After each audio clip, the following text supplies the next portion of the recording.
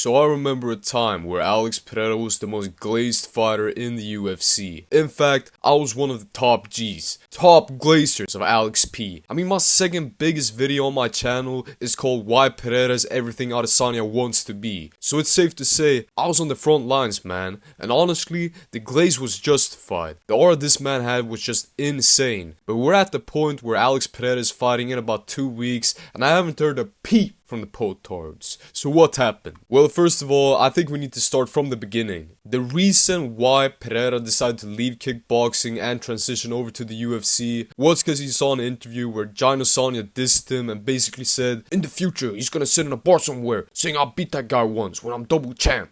And that did not age well, by the way, and Pereira saw that, and he thought to himself, nah, I can't let that slide. So he got into the UFC, and his main selling point from the beginning was that he was the guy that knocked out Adesanya in kickboxing. So naturally, from the beginning, the UFC wanted to build him up and give him a title shot against Adesanya. So they gave him 3 pretty easy stylistical matchups. It was Alexander Michailidis, Bruno Silva, and Sean Strickland. And after he knocked out Strickland, they gave Pereira the title shot. And by then, he had built up a decently big fan base because he was a very entertaining striker, and most important of all, he had aura. Alex Pereira was just this mysterious, stoic, stone-faced Chad who didn't speak a word of English, and there were a lot of hype going into the Adesanya fight because of the backstory and the contrast between Pereira and Gino Bender. Adesanya was just this very cringe, unlikable, and boring champion, and people were just tired of Gino Bender at the top of the division. And let's just say, the fight definitely delivered. For the most part, Pereira outstruck Adesanya on the feet outside of the time he got rocked in the first, but Adesanya used his grappling to win majority of that fight, and going into round 5, it was pretty clear that Pereira was on his way to losing a decision. But he pulled through and got a TKO finish in the 5th, and this skyrocketed his popularity with the fans because he finished Adesanya, a fighter that had 5 title defenses to his name, one of the bigger names in the sport, and he saved the division from the snoozer decision title fights that he had. But we all know what happened after that.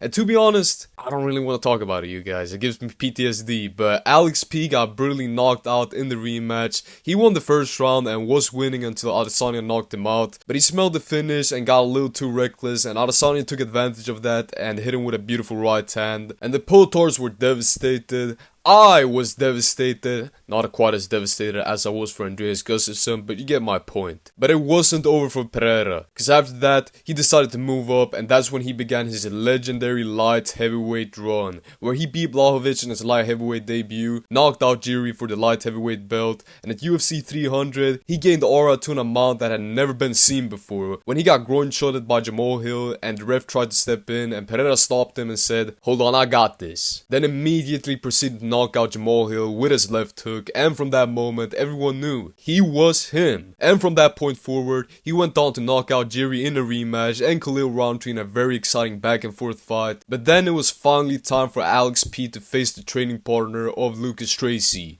Big Ank. You see, ever since Pereira became champion at light heavyweight, there had been a growing narrative that Pereira was kinda ducking Ankalaev, and that the UFC was shielding Pereira from a tough stylistical matchup in Big Ank. And you know, there could be some truth to that. Pereira was their biggest star at the time outside of maybe John Jones, and people including myself were calling Pereira the savior of the UFC. So naturally, they wouldn't want one of their biggest names to take a loss, but unfortunately, that is what happened. And the fight was honestly pretty surprising. Going into the fight, the narrative was that Ank would dominate in the grappling and that Pereira would dominate Ankalaev in the striking department, but that really wasn't the case at all. Pereira fought very passively on the feet, and he didn't really have that much of an answer for Ank's pressure boxing, but he did manage to stuff every single takedown. However, in the end, the fight was given to Ankalaev, and watching it live, I definitely agree with the decision. However, watching back the fight, it was actually a lot closer than I thought watching it live. And hold up before you start spamming, potard cope, man. This potard coping, brother. In the comments,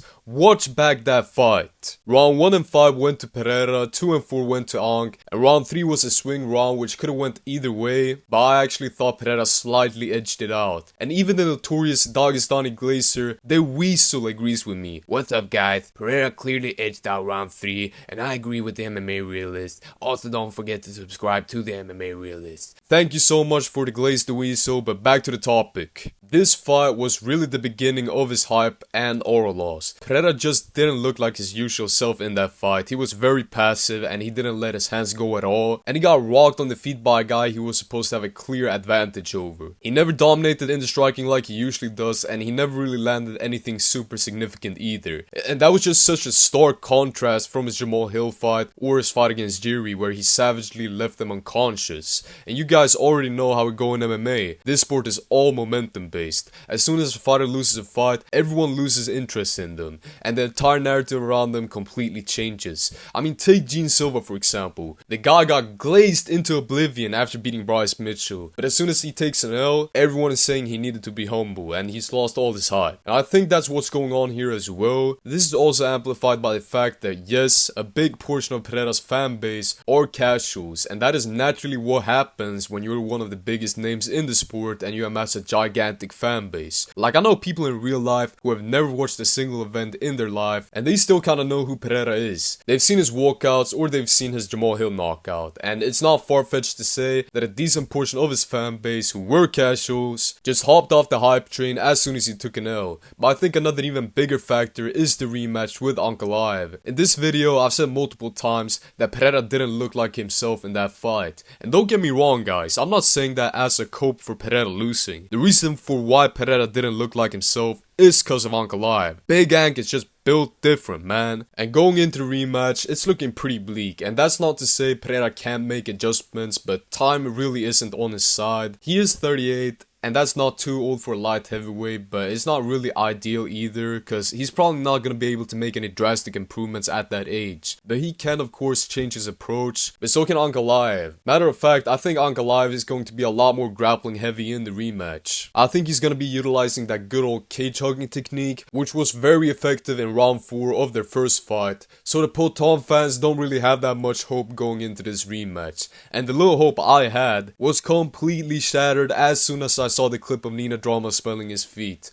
Listen guys, unfortunately I have to inform you, it's over. No more Chama, in Jiri we trust. No, but all jokes aside, if you look at all these factors, the loss to Big Ank, a fanbase that consists of a lot of casuals, the clip of Nina Drama spelling his feet, and the upcoming rematch against Big Ank, the hype and aura loss is understandable. However, there is a way he can get it all back, and that's by defeating Ankalaev in a rematch. And I don't think he will, but if Pereira locks in, stops hanging out with Nina Drama, and remembers that he is him, goes out there against Ankh with a much more aggressive approach, he could take it home. However, I just think Ankalaev is more locked in. While Pereira is doing live streams with Nina Drama, Big Ank is doing rounds with Lucas Tracy at the Extreme Couture. Nah, I'm joking, everything doesn't come down to that of course. Pereira's actually been pretty locked in if you compare it to their first fight, and he has that stupid power, so if he catches Ankalaev he can win, but he needs to have a more aggressive approach. And I think if Ankalaev sets up those takedowns a little bit better and utilizes more of a cage hugging strategy, I think it's going to be a very tough night for Pereira. However, regardless if he wins or loses, the next move should be heavyweight. If he wins, he's cleared out the division except for like Oberg, and if he loses, he's lost twice back to back against Ankalaev, so it wouldn't really make sense for him to stay a light heavyweight. Don't put them Ankalaev 3 times, it's enough. And I'm gonna be honest, you can't tell me a lot of these plotty heavyweights wouldn't get absolutely destroyed by a lighter man's skill times 2 Pereira. And I don't think he beats Aspinall, but the move to heavyweight would be huge regardless, especially if we get a fight against the GOAT of heavyweight, Shamil Gaziev. The man Aspinall is actively ducking